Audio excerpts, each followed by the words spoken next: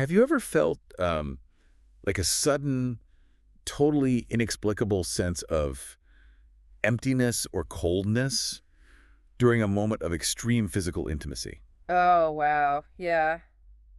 That is such a heavy question right off the bat. Right. But I mean, not because you didn't want to be there, Mm. and definitely not because you don't care about the person you're with. Exactly. It's not about a lack of desire. No, not at all. But almost as if your mind simply, well, detached from your body. Right, like you're just floating. Yeah. It's this incredibly jarring experience. You are physically as close to another human being as you can possibly be, skin to skin, breathing the same air. Literally sharing space. Exactly. And yet, this overwhelming wave of isolation just washes right over you. You're staring at the ceiling or looking at your partner, and suddenly you feel like you're a million miles away. Like you're locked in a soundproof room or something. Yes. So welcome to today's deep dive. We're going to explore this really fascinating and honestly kind of heartbreaking psychology of people pleasers in romantic relationships. It's a really complex topic. It really is. Our mission today is to figure out why dedicating yourself completely to a partner can actually leave you feeling profoundly lonely, and how the survival mechanisms we use to protect our hearts might be the very things keeping us isolated. And, right from the start, I want to set a really calm, empathetic tone here. Oh, absolutely. Because this isn't about blaming anyone. The sources we're looking at today, they make it very clear. We aren't pointing fingers. No, not at all. It's about mapping the intricate wiring of a heart that is just, well, exhausted from giving too much. Okay, let's unpack this, because I think a lot of people listening might have experienced this coldness without ever, having the vocabulary for it. Oh, definitely. That intense dissociation is one of the most profoundly disorienting experiences a person can go through. Disorienting is the perfect word. Yeah, especially because it carries a massive, just suffocating amount of unspoken guilt. You lie there thinking, I love this person, I enthusiastically wanted this moment, so why do I feel completely numb? Right. You think, what is wrong with me? Exactly. People almost always internalize that coldness as a personal failure. They think their brain is broken, or they take it as this subconscious sign that the relationship is secretly doomed. Oh, man, that's such a heavy burden to carry. But the psychological research we are examining today maps out a completely different reality, right? It does. It completely flips the script. That coldness isn't a lack of love, and it definitely isn't a malfunction. So what is it then? Well, according to the deep dive we're doing into this clinical data, it is a very specific, perfectly logical, and highly structured survival response from an exhausted nervous system. Okay, wait, a survival response. That's wild, because physical intimacy is universally framed as a space of comfort. It's supposed to be the ultimate safe harbor. You'd think so, yeah. But for a certain type of personality, specifically the chronic people pleaser, it triggers tension, a sense of heavy obligation, and eventually that chilling emptiness you were talking about. Right, because their bodies are reacting totally differently. So what is physically, and neurobiologically happening in the brain when that disconnect occurs? Yeah. How do you go from wanting connection to floating above your own body? Well, the neurobiology of this disconnect is rooted in the autonomic nervous system, specifically the fawn response. Fawn. Like fight, flight, freeze, and fawn. Exactly. It's a cousin to the fight or flight reflex. The body is present in the bedroom. It is receiving sensory input, but the mind is completely hijacked by this high-speed anxiety loop. Yeah. An anxiety loop in the middle of intimacy. Yeah. For someone who has deeply ingrained lifelong habits of people-pleasing, the brain fundamentally does not know how to simply experience intimacy. It only knows how to manage it. Manage it. That sounds so exhausting. It is. The moment the individual gets close to their partner, their brain shifts into a state of hypervigilance. They are scanning the environment, scanning their partner's micro-expressions. Like, are they smiling? Are they having a good time? Exactly. The internal monologue is just racing. Is my partner satisfied? Am I doing this right? Is my breathing too heavy? What if they're bored? Do I look attractive from this angle? Oh, man. So they are essentially taking what should be a moment of mutual vulnerability and turning it into a high-stakes performance review. A high-stakes performance review. That is literally how the brain is processing it. That's terrifying. To the people-pleaser's nervous system, the partner's dissatisfaction is perceived as a critical threat. Because they are prioritizing the partner's pleasure and comfort entirely over their own physical sensations, true somatic immersion in the act becomes biologically impossible. Wait, Biologically impossible. Yes. I mean, you cannot be fully present in your own body if your prefrontal cortex is entirely occupied with evaluating and managing someone else's emotional state. The brain just can't do both at once. Right. The cognitive load is simply too high. So the mind effectively retreats to protect itself from the overwhelming processing demand. It just pulls the ripcord and bails out. It steps back. That's what creates that eerie feeling of observing the situation from a distance. You know, it makes me think of being the frantic host of a massive dinner party. Oh, that's a great analogy. Right. Imagine you invite 20 people over. From the moment they arrive, you are darting around the room. Refilling drinks, checking the oven. Exactly. You're topping off water glasses, checking if the roast is too dry. You're watching the body language of the guests to make sure everyone is laughing at the jokes. You're just managing the whole vibe. Yeah, you are so intensely hyper-focused on guaranteeing their optimal experience of the dinner that you never actually sit down at the table. You never even eat. You never taste the food. You don't actually hear the punchlines, the jokes, and by the end of the night, everyone leaves completely satisfied. But you are just standing alone in a messy kitchen, absolutely starved and deeply exhausted. And that dynamic of being the facilitator rather than the participant, that is exactly what is happening in the bedroom. It's just so sad when you frame it like that. It really is. When you become the host of your own romantic intimacy rather than a mutual participant, you encounter this brutal paradox. Feeling most deeply alone precisely when you are most physically close to someone. The paradox of emptiness. Yes.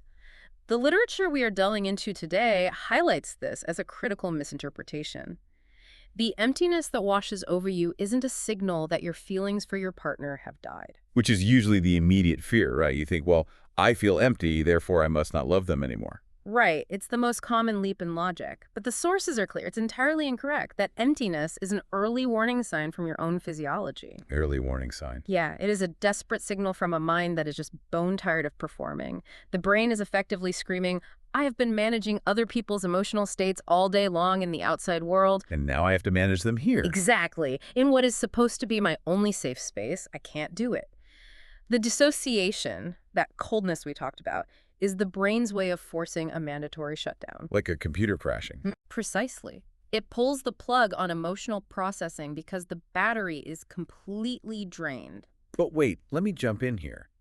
If you realize this is happening, if you know that this hyper-awareness is what's making you miserable and exhausted, why can't you just logically choose to stop? That's the million-dollar question, isn't it? It just doesn't make sense to me.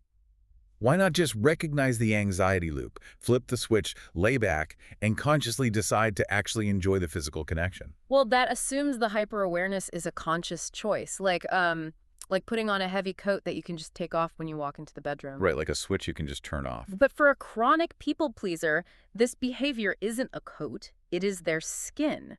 The way a person behaves in their most intimate, unguarded moments is invariably an extension of the survival mechanisms they use to navigate their daily life. Oh, wow. So they can't just drop it at the bedroom door. You cannot spend 16 hours a day actively suppressing your own needs, constantly scanning your environment to make sure everyone around you is happy, and then expect your brain to magically unwire itself the minute the lights go out. The nervous system doesn't have a bedroom mode. That is exactly right. The nervous system doesn't have a bedroom mode. Which means the root of this bedroom dissociation actually starts the moment they wake up and interact with the outside world. Yes, a daytime habits. This ties right into the research on the good person trap. The daily, almost pathological habit of being infinitely accommodating at the office, with friends and with family. It's everywhere. How does this daily resume of being a good person inevitably bleed into romantic isolation? Well, if we look at the mechanics of what society considers a good person, it is essentially a blueprint for self-erasure. Self-erasure, that's a strong phrase. It's accurate, though.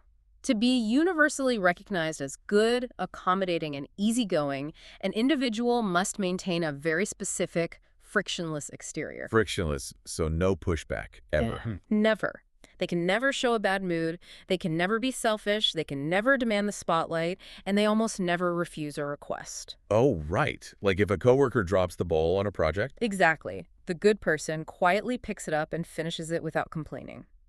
Or if a friend calls in the middle of the night with a crisis. Even if you have to be up at 6 a.m. Right. They answer and listen for 3 hours, even if they have a major presentation the next morning. And let's be honest here, society highly rewards that behavior. Oh, we applaud it. Everyone loves the person who never causes a problem and always says yes. Yeah. You get praise, you avoid conflict, you get promoted. You're the glue holding the friend group together. Exactly. Yeah. From the outside, it looks like a highly successful social strategy. It is highly successful for everyone except the individual executing it. Oof, because of the internal toll. Yes. The psychological cost of maintaining that frictionless exterior is catastrophic over time. To never show frustration, fatigue, annoyance, or boredom, the individual must constantly suppress those very natural human emotions. You're just shoving it all down. You are swallowing your own reality whole, hour after hour. If you spend 8 hours managing your boss's stress and ego, and then you spend another 2 hours managing your family's expectations over the phone, Your emotional reserves are just entirely depleted. they're gone. When you finally come home to your partner, intimacy isn't a refuge. It simply becomes another role to fulfill on your endless to-do list of making sure everyone else is okay. Okay, let me push back on this a little bit because I want to play devil's advocate for a second. Sure, go for it.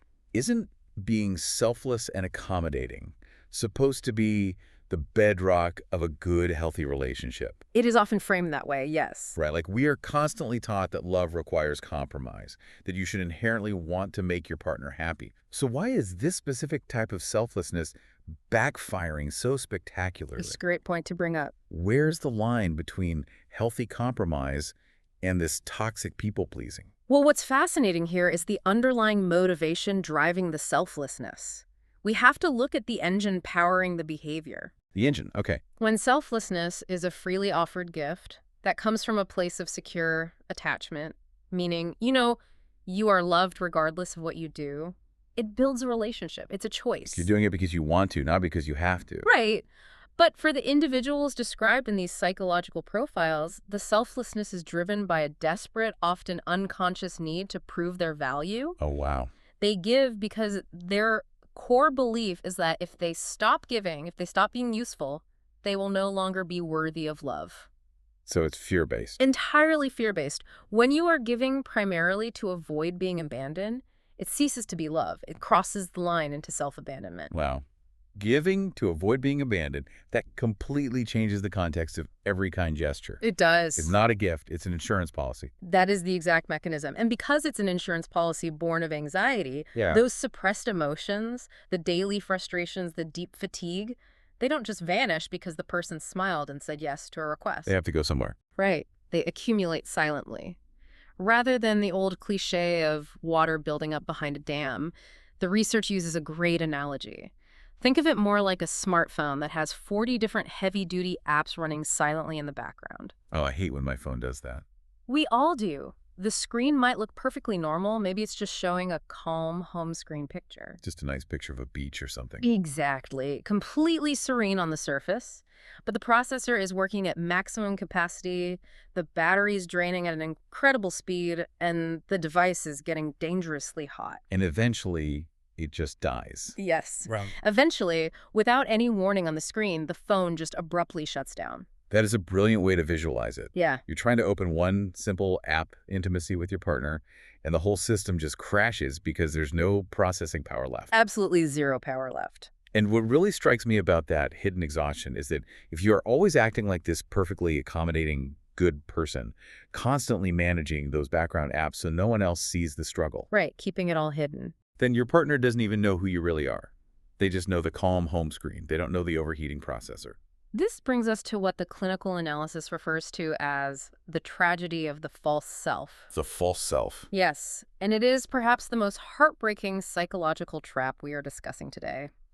Because these individuals are terrified that their true, messy, occasionally selfish, exhausted selves are unlovable, they keep an immense emotional distance, even from their most intimate partners. Even from the people they live with and love the most. Yes.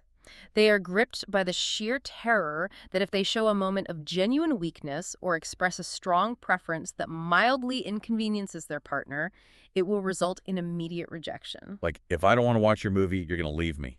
Precisely. And here's where it gets really interesting. Because the internal monologue they are running completely sabotages the relationship from the inside out. Oh, really? How so? The thought process is basically, they don't love me. They love the compliant, easygoing character I'm playing. Oh my God. It's like the imposter syndrome of love. That is exactly what it is, the imposter syndrome of love. They can look at a partner who is staring back at them with total, genuine adoration, and instead of feeling warmth, they feel a deep, isolating cynicism. Because they think it's a trick. Or a misunderstanding. They think, if you knew how deeply resentful I am right now, if you knew how profoundly tired I am of listening to you talk about your day, you wouldn't look at me like that. So the love from the partner just bounces right off this invisible wall. Just ricochets right off. Yeah. The very habit of hypercompliance, which was originally designed to protect them from being rejected, becomes the exact mechanism actively preventing the deep, authentic connection they are starving for. It is agonizing mental gymnastics. You want someone to hold you, to truly know the deepest parts of you, and to close that painful emotional distance. But you are the very architect of the wall keeping them out. You're laying the bricks yourself. Yes, you are the one laying the bricks every single time you say, no, I'm fine, whatever you want to do is fine, when you actually have a strong preference or when you're actually deeply hurting. It's self-sabotage in real time. How do they endure that level of cognitive dissonance without just shattering? Well, honestly, long-term suppression of that magnitude inevitably leads to a profound identity crisis. When you perform a highly curated role for a decade, the lines between the performance and reality blur into oblivion. You start to forget who you are. Exactly. Right. You and everyone around you start to mistakenly believe the act is your actual personality. The most terrifying consequence is that you literally forget what your actual preferences are. Wait, really? Like you don't even know what you like anymore? Yes, the neural pathways for self-recognition atrophy.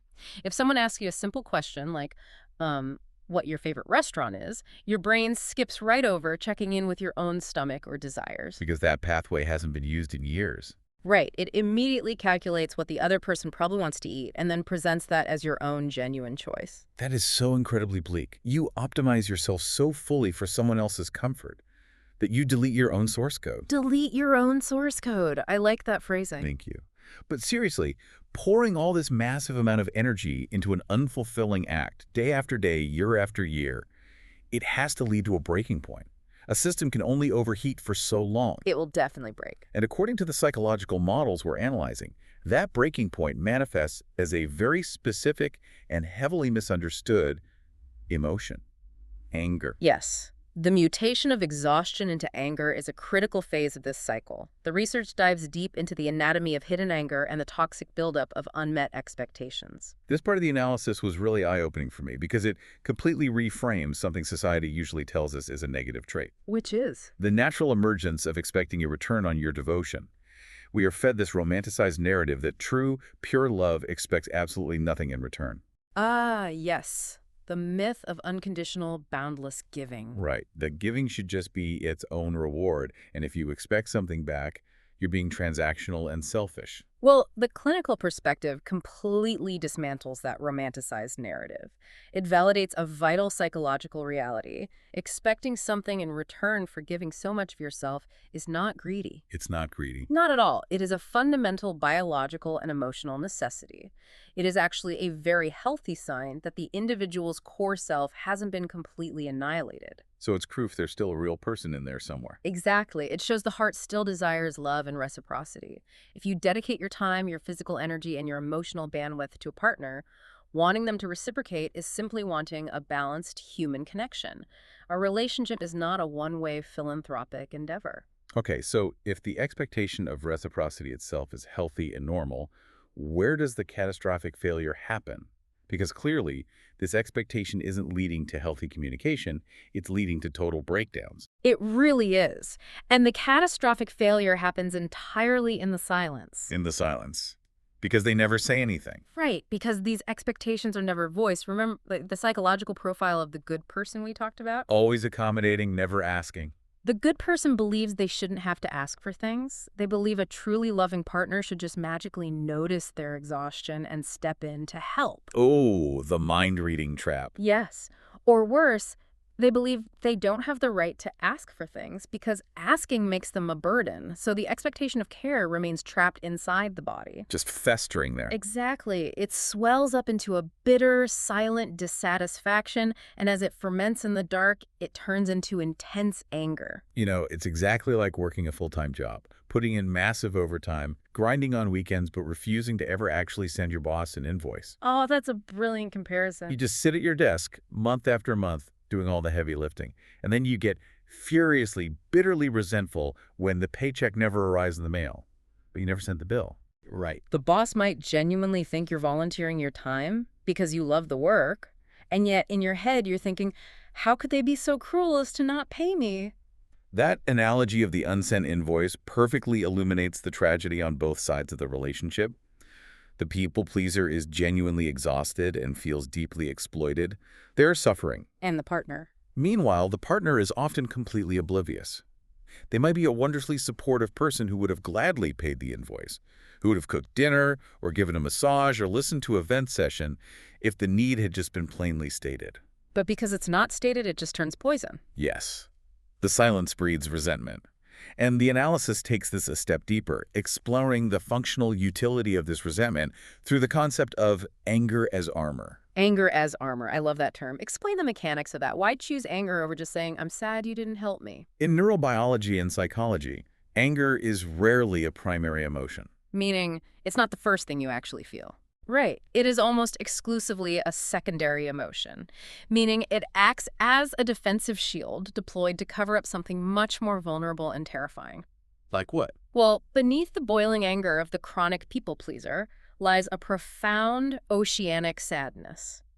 It is the deep, agonizing pain of not being seen for who they truly are, and the acute hurt of feeling undervalued by the person they have made the center of their universe. But I guess sadness is deeply vulnerable. Very vulnerable. If you show someone your sadness, if you take off the armor and say, I am hurting because I feel invisible to you, you are entirely at their mercy. You're handing them the power to crush you. Right. They might comfort you, which would be great, but they also might dismiss you or invalidate you or just ignore it. And if you show your soft underbelly and get ignored, that would be completely devastating. It would be psychologically catastrophic for them. Sadness requires a highly secure environment to be expressed safely.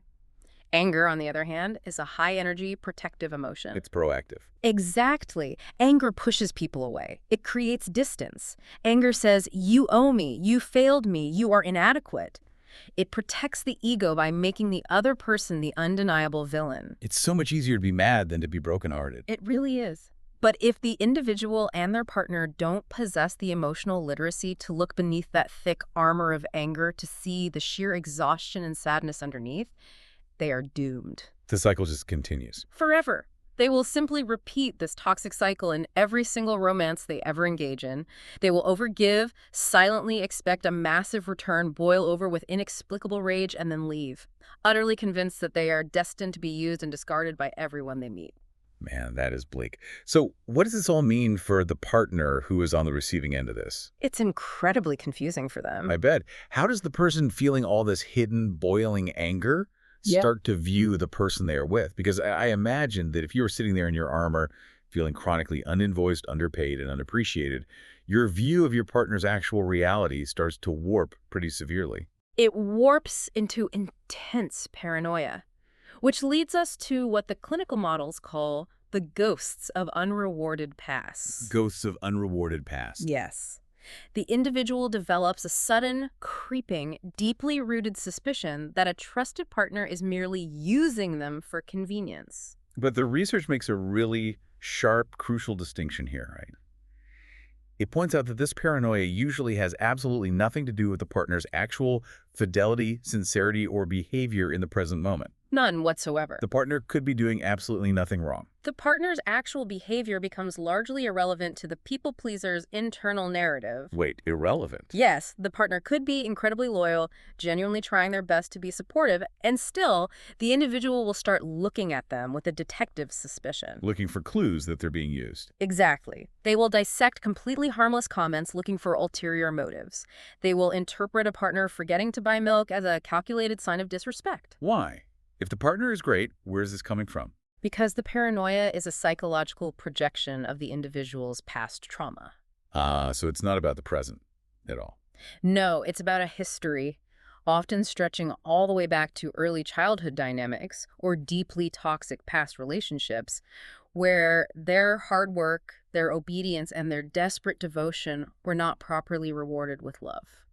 So they are basically superimposing the face of an old, dismissive parent or a manipulative, toxic ex right onto the face of their current innocent partner. That's a powerful way to put it, yes. They're having an argument with a ghost. A ghost that dictates their current reality. Because they fundamentally lack the internal confidence that their current sacrifices will be met with genuine care, their mind preemptively prepares for the absolute worst. Like bracing for a car crash. Right. It's a tragic defense mechanism called preemptive rejection. If you can convince yourself that your partner is secretly just using you, then when the relationship inevitably fails, which your anxiety assumes it absolutely will, you won't be caught off guard. You control the narrative. Exactly. You cushion the brutal blow of potential betrayal by betraying the trust of the relationship first in your own mind. You write the tragedy before it can happen to you. But that just sounds like absolute unmitigated misery. To live your daily life in a state of constant suspicion, feeling used, feeling unrewarded, physically disconnecting during intimate moments, simmering with silent anger. It's an exhausting way to live. It begs a massive question. Why do these individuals keep pushing forward? If they feel so chronically miserable and unrewarded, why not just leave the relationship? Why endure the suffering? It is the defining question of this entire behavioral pattern.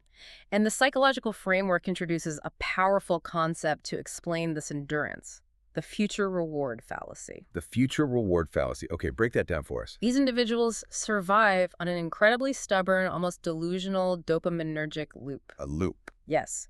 They hold a core belief that sounds something like, someday I will be recognized and rewarded for my incredible endurance. Someday. Right.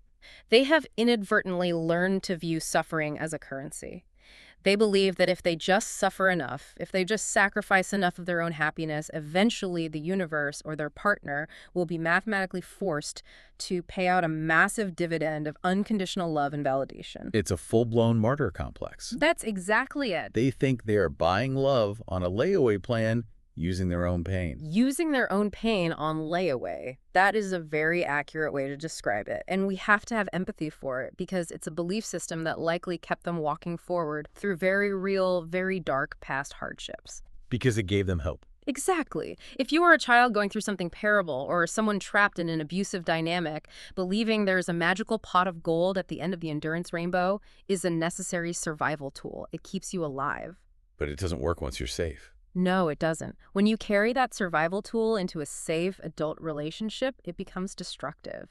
Fixating on a hypothetical future payoff forces them to completely ignore how deeply miserable they feel in the present moment. They're living entirely in a fantasy future where everything is miraculously fixed and their partner suddenly worships the ground they walk on. All to avoid the present. Right. Rather than dealing with the reality of the Tuesday night where they feel completely alone, resentful, and disconnected in bed. The reality of the present is too painful to acknowledge, and the true crisis hits when the illusion of that future reward finally shatters. When they realize the payout isn't coming. Yes.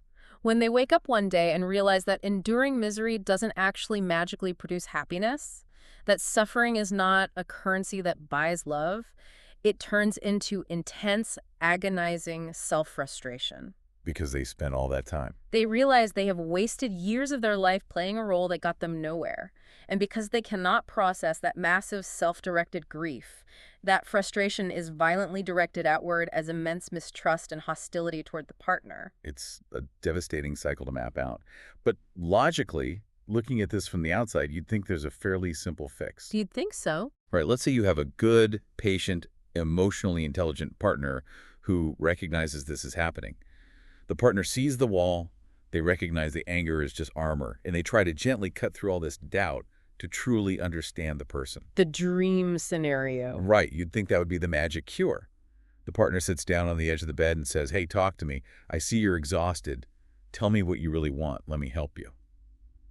But surprisingly, the clinical evidence shows this exact scenario triggers the most severe, intense reaction of all, Yes, it triggers a profound psychological crisis that the research describes as the terror of being truly seen. which seems wildly contradictory. The entire underlying problem is that they're desperately sad because they feel unseen and unappreciated, but when someone actively tries to see them, they completely panic. I know it sounds completely backward to someone looking at it logically, but you have to step inside the skewed logic of the people pleaser to understand the panic. Okay, walk me through it. To a securely attached person, having someone say, "I want to know the real you," feels like a relief. But to the chronic people pleaser, having the good person mask removed feels like sheer existential terror. Why? What do they think is going to happen? Because they have built their entire identity, their entire sense of self-worth on their utility. They believe at their deepest core that their value lies solely in what they can do for others, not in who they are. All right. So if the mask falls and the partner sees the messy, deeply resentful, bone-tired, occasionally selfish human being underneath, the individual genuinely believes their relationship value drops instantly to zero. Because they aren't being useful anymore. Right, and if their value is zero, the relationship will immediately end and they will be abandoned. Yeah. So when they snap at a partner who's trying to help, they aren't pushing the partner away because they are angry. They are pushing the partner away because they are absolutely terrified of being fired from their relationship. Yes. They think they are protecting their job. Precisely the mechanic at play. Thus, they aggressively push away the exact empathy they are literally starving for. If a partner gently asks, "What's wrong? You seem really distant lately," the individual might snap back with intense hostility. Like, nothing is wrong. Stop analyzing me. Exactly. Why are you always making a big deal out of nothing? They will defend the mask with their life because they falsely believe the mask is the only thing keeping them loved and safe from abandonment.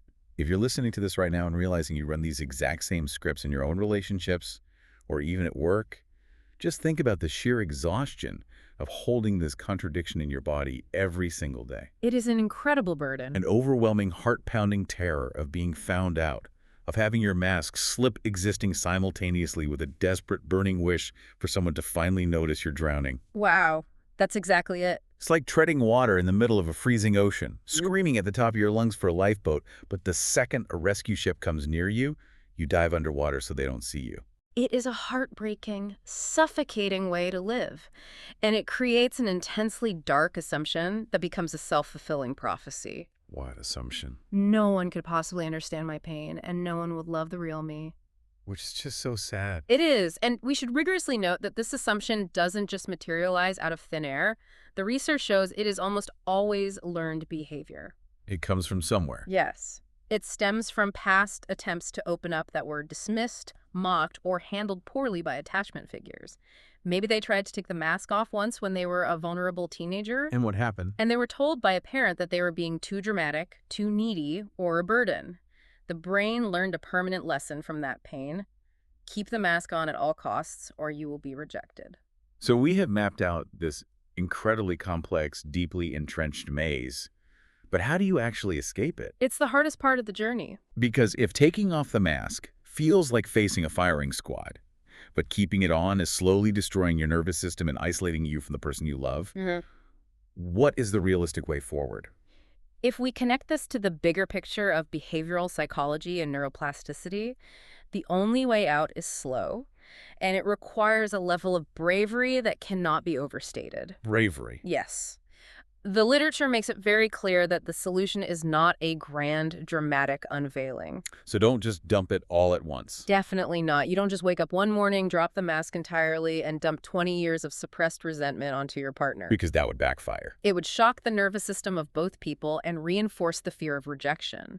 The actual solution is the slow, painstaking, daily process of putting these hidden, terrifying feelings into words. So small, manageable increments. Exposure therapy for authenticity. Yes. Sharing the emotional burden in tiny, almost imperceptible increments. It's saying to your partner on a random Tuesday, "Actually, I'd rather not go to that restaurant tonight. I'm just too tired. Can we stay in?" It seems like a completely trivial thing to a secure person. A total non-issue. But for a chronic people pleaser, stating a preference that mildly inconveniences someone else feels like a monumental emotional risk. Because they expect the partner to say, wow, you're so selfish, I'm leaving you. Exactly the fear. But when they take that tiny risk, they're testing the waters of reality against the anxiety in their head. You dismantle the act brick by brick. Just one small boundary at a time. Right, and every single time you express a genuine need or show a boundary and the partner doesn't leave, you are doing something profound. You're gathering evidence. Yes, you are proving to your own nervous system that you can be loved without the mask. You are actively rewiring the neural pathways, teaching your brain that you have inherent value entirely independent of your utility. You are rewriting that high-speed anxiety loop that we talked about at the very beginning of the deep dive. For fixing the engine. The exact loop that causes your brain to shut down and disconnect when you're being physically intimate. The neurobiology is directly linked. Because if your nervous system learns that it is safe to be honest about wanting a different restaurant or being too tired to do the dishes, it can eventually learn that it is safe to be honest about what you want and don't want in your most vulnerable, intimate moments. That makes total sense. The hypervigilance powers down, the cognitive load drops, and for the first time, the physical connection of your body can finally align with a genuine, present emotional connection in your mind. This has been a heavy, intricately layered, but incredibly illuminating journey through the sources today. Let's do a quick synthesis to pull all these psychological threads together. That sounds like a great idea. So we started with that jarring, terrifying feeling of emptiness and detachment in bed. We now have the vocabulary to understand that this isn't a lack of love, nor is it a personal failing, It's biology. right? It is the heavy biological toll of a life spent acting. It's the brain forcing a mandatory shutdown because it literally lacks the processing power to manage anyone else's emotional state anymore. Exactly. And we learned that the bitter anger and the creeping paranoia that surface in these dynamics aren't signs of a bad partner or a doomed relationship. They are merely protective shields armor for a deeply vulnerable, exhausted heart that is terrified of being exposed and abandoned. That's a perfect summary. And the ultimate actionable takeaway from the psychological models we analyzed today is a fundamental shift in direction. Where should that energy go? Well, the goal for anyone recognizing themselves in this pattern is not to try harder to be loved by someone else. The goal is to take that massive, awe-inspiring energy of devotion and hyper-awareness that you've been pouring outward into everyone else for your entire life and finally point it inward toward yourself. Point it inward. Yes, treating your own feelings, your own deep fatigue, and your own physical desires with the same care and respect you blindly offer to strangers is the only true, sustainable antidote to that profound emptiness. So what does this all mean for tomorrow? It leaves us with one final, lingering thought for you to chew on. I'm ready. We've talked extensively today about the sheer terror of taking off that good person mask and risking showing your partner who you really truly are. But here is the real provocative question for you to mull over as you step back into your day. Let's hear it. If you've been wearing that mask for your entire adult life, protecting yourself by constantly calculating and catering to what everyone else needs, when you finally find the bravery to take it off, will you even recognize the person underneath? Oh, wow. That is powerful. Right. Or is the scariest and perhaps the most incredibly beautiful part of true intimacy the fact that you get to meet your real, unedited self for the very first time right alongside your partner? That's amazing. It is a massive concept to sit with. Well, until next time, stay curious, and remember, it might just be time to let the mask slip.